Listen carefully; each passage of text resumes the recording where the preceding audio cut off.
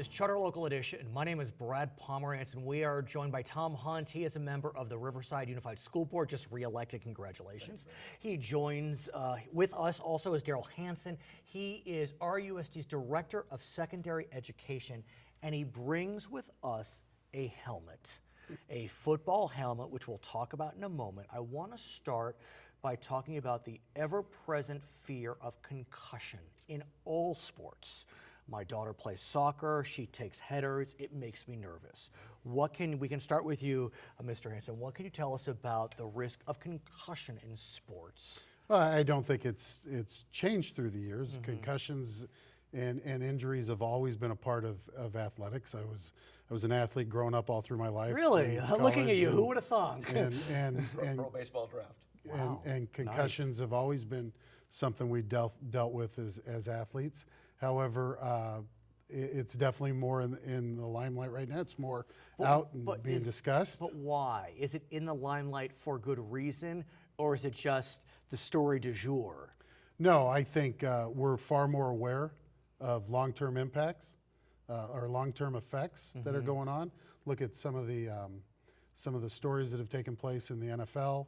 Right. And there's been We've conversation had folks committing suicide, and it go into their brains after death, and we see that they had concussive injuries. And there's been studies and ties to things like ALS and all sorts of things that have been in the media. Sir, at RUSD in the last couple of years, there have been two very tragic incidents relating to concussions.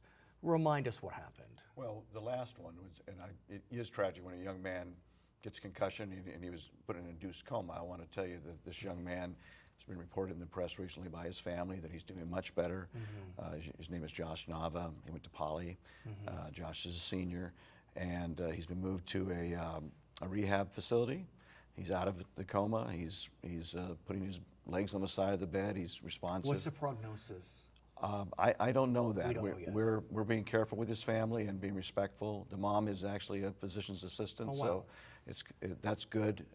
But they're being careful with the information. They're very optimistic about their son. Yet before that, at Arlington High School, there was a tragic loss. There was during a scrimmage, and Mr. Hansen has spent a lot of time looking at that film and helping me understand it. But there was a scrimmage against Rubidoux, and it was a junior. Tyler Llewellyn ends up. When I met the family, his aunt was a girl I grew up with. Right. So when I recognized the mom, and Tyler was in a coma for 4 days, and then what happened? He took a hit during a game. You know what? Or during the scrimmage. You know what's really interesting about that? We've never, when we looked at those film, and we were filming the scrimmage right there. You don't ever see that classic oomph hit, and it just.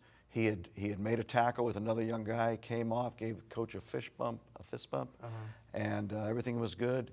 Went over and threw up on the sidelines, not unusual at a football game, and then he collapsed. And we have doctors on our sidelines, and they were tentative right away, got him to the hospital.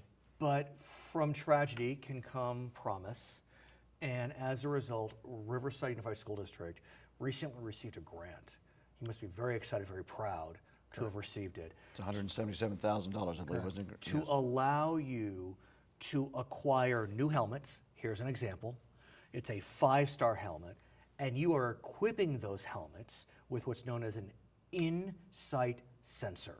Sir, let's start with the 5-star helmet. What does that mean? 5-star is the rating of the helmet. It's the top-rated helmet that you can bring to a school campus.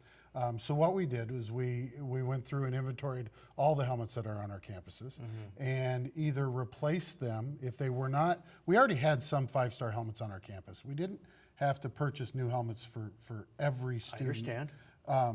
We only kept and held on to the helmets that were currently 5-star rated on our campuses, and then replaced them all with the new Rydell 5-star helmet. What makes a helmet 5-star? Why is this the gold standard? It's the testing and rating process that a helmet goes through. What is it? I mean, what is it? Is it that this is a certain type of plastic? That this is a certain type of guard? That I couldn't tell you. Okay, that's fair enough. That's fair You'd have to go to the professionals. It's all of good. helmet It's making. all good. But They'd be glad to tell you. and I'm sure. But not only did you get these 5-star helmets, you have equipped these helmets with Correct. these in-sight sensors. That, to me, is really where you've taken this to a level that really demonstrates, at least to a dad like myself, that you're taking this seriously. Very serious. Correct. So the inside sensor is something that goes inside the helmet, Okay. under the padding, and it has 5 sensor points that measures the impact that a helmet receives. And what's interesting about the sensor, it's not so much an individual hit that it is measuring. And it will do that. If there is one individual hit that's particularly dramatic, it will ring this bell. Correct. Right. But it also, as I understand it, Tom, and you can explain it further, it looks at the sequence, the succession of hits. You know, it does, but it looks at the number of hits, and it looks at when Brad received a hit. The protocol is then and it used to be, let me just back up a little bit. It used to be when, without the sensor, Brad received a hit, and coach said, did Brad get hit? Right. And let's watch him, or we didn't see it. With this now, the trainer says, Brad took a hit. Right. And so they watch, is he stumbling, is he Right. acting different?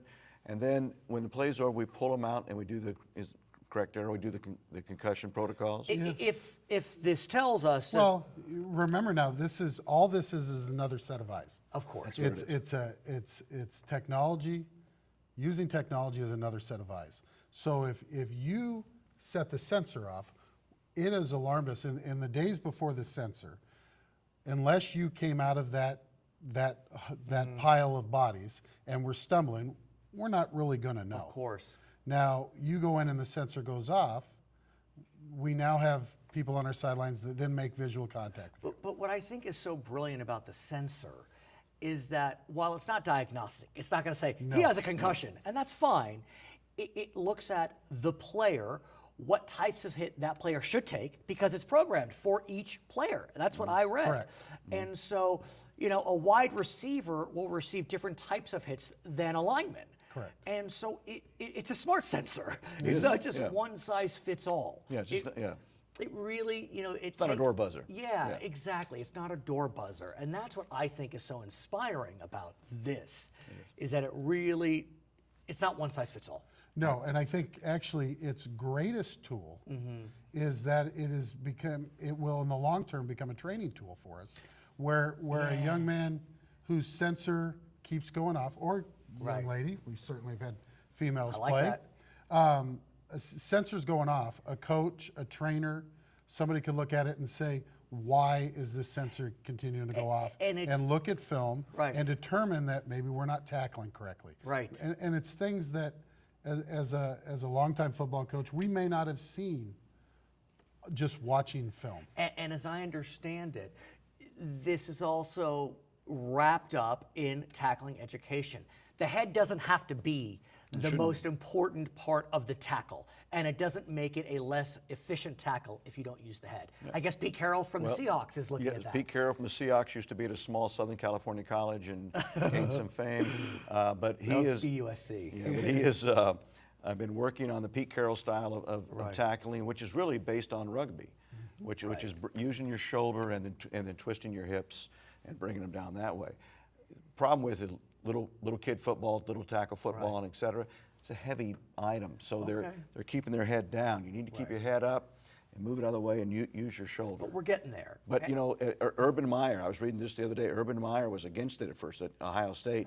He's now embraced it, and in fact, they even have a protocol that when a player has 2,000 hits, game and practice, they wear a special jersey during practice. They don't hit anymore. I want to You thank must you be very both careful. for joining us and for what you're doing. Fascinating.